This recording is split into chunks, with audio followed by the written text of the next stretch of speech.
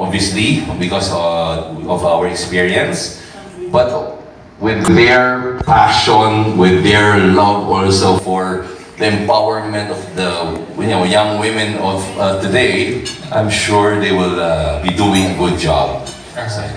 Alright, thank you so much, sir. Thank you. My next question is for Risha. Alright, 2018. You've been the reigning queen, but this year you're going to be part of a panel which will be judging these ladies. What would your advice be to the prospective queen this 2019? So, being here actually, like we were really dreaming before to be able to teach and share our experiences because we were roommates. And so like after the coronation night, we were so happy because she was first runner-up and I was crowned, and we were like, I can't believe this.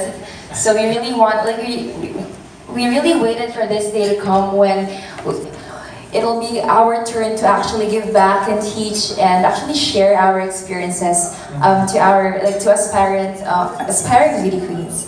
So I think my advice to them would be, of course, to keep persevering in whatever their dreams are. I think joining pageantry really requires courage and passion. Like when you put yourself into it, you really have to be wholehearted. And I think that for those who want to join Miss Teen Philippines, they must really want it for them to be able to make the most of the experience. And another word of advice that I can give is, of course, for them to never give up. Because as mentioned by Stephanie Sol, Miss Teen Philippines is a milestone for everyone. In a pageant, there will be just maybe 5 winners, but it's not like something that will stop you from being more than you are. Like Bianca, she won a lot of titles after Miss Teen, and that's just really amazing. So I think that we will do our best as mentors to give them the training that they need to make them grow more as a person and as a woman. So that would be my advice to them. Candidates, will there be as you mentioned earlier, you will try to have training sessions? Yes, hopefully, actually, me and Rachel, Nicole, my roomie, after we won the pageant, we were in the happiest room that night, and we were like, oh, we can't wait to mentor the next group because we've been through so much also. Not just physically, but also mentally, because again, Miss Teen Philippines is not all about the brains. I'm sorry, it's not just all about the beauty. It's how you answer a question, how you present yourself. So, yeah, I think we will, for sure. I think for the girls, for the young girls to see the beauty queens of Miss Teen Philippines, of course, it will inspire us. Like, actually, Miss Stephanie Sol went to our, what do you call this? Our meetings before, Miss Lara Kigaman. So, it's really exciting that we'll actually be there for them also. And for sure, yeah, we'll be there to mentor them. So for the past pageant, we had like Rufa Gutierrez to teach us how to walk, Lara Kigaman also for personality development, and Bianca Valero. So it was like an amazing panel of mentors, and I think that we can maybe speak and make some personality development workshops because we were once in their position. So we are in the best place to actually maybe make them more confident, maybe less shy, and we can just tell them, oh, we were once like you, we were there, and you can do it. You know, you'll get through the coronation night and you'll do amazing. All right, thank you so much, ladies. Thank you. And those 4 years after the winning moments, and what are your experience wearing the crown, and what are you up to now that you are going to really push them to new generation?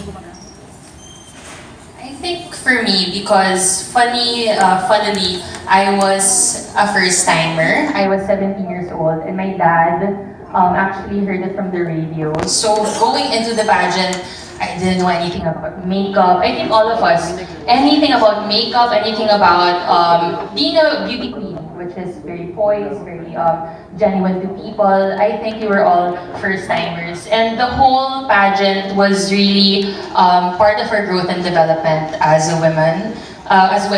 So, for instance, me and Nicole, we usually have this public speaking things in a room. Also, the mentors again, great panel, Jing Mones, Ms. Lara Kigaman, Rufa Gutierrez, and so many more. And we were just very privileged to be able to have time with them, just to have time with them to hear what they have to say.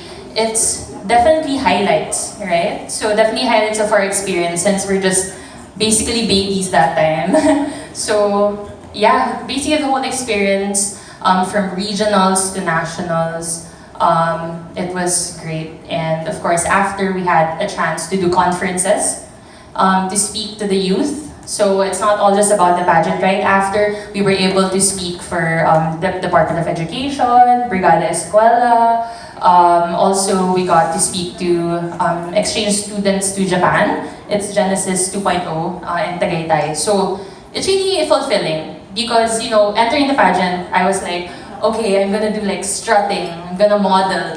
But after that, you can just see people. When you're a beauty queen, people see you as a public figure. They hear you, they listen to you. And I think I realized that right after the pageant also, we were able to expose, I guess, our advocacies, especially education for Miss Teen Philippines. So the whole thing, I can't even pick one, is very monumental to my life.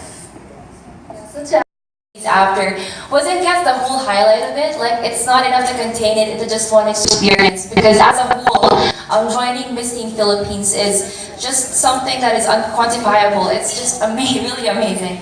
Yeah, so as mentioned, aside from those conferences where we spoke for the youth, we also had this Brigada Escuela. I think that's very important because we actually acknowledged the accomplishments of many teachers around the Philippines. So these very people who actually give in education to the youth.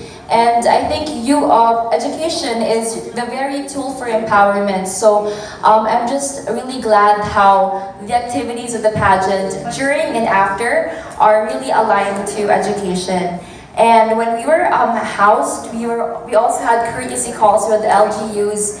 And I think one notable experience was our book drive with CNN Hero of the Year. Yeah, Efren Peña Florida. So he shared his experience to us, like what drives him to do these advocacies, what makes him so selfless, and like the opportunity of meeting these kinds of people who are so passionate about what they do. I think that was really a great motivating factor for us. We're so young, and then we meet these kinds of people who are just so inspiring. So yeah, definitely the whole journey of being Miss Teen Philippines is what I think we can offer to share to the future aspirants for the pageant. So for me, because I'm from Cebu, so I don't have any knowledge here in Manila. That was my first time coming to Manila, joining Miss Teen Philippines. And I remember before, I never thought about joining pageants. I was a boyish girl. I did karate, I did swimming, I did soccer. So it was never like in me to become a beauty queen. And so my mom heard this by some of the people, and she's like, you should try this out because it's a good experience. She'll learn a lot of things. And I was like, yeah, like I tried it out. And for me, it was scary because like I wouldn't know what was gonna happen. And when I reached in Manila, like it came directly in my mind, like why was I scared when the committee from Miss Teen Philippines were so nice, they were so open, even if we came so far, and they taught me so many lessons, exactly what they said, that joining Miss Teen Philippines is a journey and we learn a lot of things with it. And one of the most things that I'll remember the most is meeting the 40 candidates. They taught me so many lessons. They taught me how to speak in Tagalog, which I'm very weak at, but they were very patient with me. And then they told me to just never give up. I was one of the shortest candidates. I was number 1, and I remember that on the day of the pageant, my dress got broken. Like the zipper got broken, and I was in panic mode, and all the girls were like, don't be scared, we're gonna do everything. So most of the girls were at my back fixing my zipper, and it was just amazing. Like the bond that we had, it was just incredible. And I think that's one of the things that I'll remember the most because they taught me a lot of things, and until now it's still with me. So yeah.